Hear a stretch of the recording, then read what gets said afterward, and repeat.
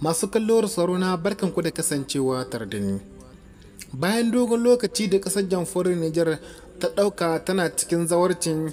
jagora ko kuma in ce shugaba tsayayye wanda zai kasance cewa rantsatsen shugaban ƙasa a cikin ƙasar jamhuriyar Nijar bayan ta kwashe shekara ɗaya har da rabi tana wannan zawarci, inda ya kasance cewa a yau Nijar ta samu kanta. Menene ne ke yaran Nijar ta samu kanta? Inda yau ya kasance an waye safiya a ƙasar jamhuriyar Nijar bayan taron da an gudanar na wanda ya kasance an haɗa sassa daban-daban a cikin ƙasar jamhuriyar Nijar, manyan mutane a cikin jihohin ƙasar jamhuriyar Nijar, domin a ga an fuskanci cewa an fitar da Nijar alƙiblar da ta fuskanta bayan juyin mulkin da ya wakana a ƙasar jamhuriyar Nijar. Bayan wannan taro na inda aka fitar da jawadan cewa mai girma shugaban kasar jamhuriyar Nijar General Abdurrahman Tani zai ci gaba da jagorancin kasar jamhuriyar Nijar har tsawon shekara 5. Bayan wannan daga cikin tsare-tsaren da an kai ne inda yau aka tabbatar da wannan, inda ya kasance cewa an rantsar da shugaban kasar jamhuriyar Nijar Muhammad Tani, an rantsar da shugaban kasar jamhuriyar Nijar Tani, inda zai kwashe tsawon shekara 5 shina jagorancin kasar jamhuriyar Nijar. Sai mu dibi matsayin matakin da an ka kara mishi na babban janar a cikin kasar mu ta jamhuriyar Nijar, inda ya kasance cewa yanzu Tani shine ya kai matakin kololuwar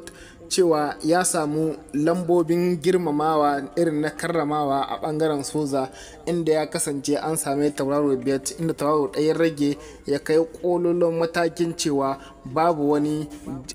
soja wanda ya fi karfin wannan mataki a faɗin ƙasar jamhuriyar Nijar gaba ɗaya. Mataki ɗaya tauraro guda rage a sa mishi, inda ya kai wannan mataki cewa shine oga kwata-kwata a cikin ƙasar Nijar, babu wani soja wanda zai wuce wannan mataki wanda ya kai.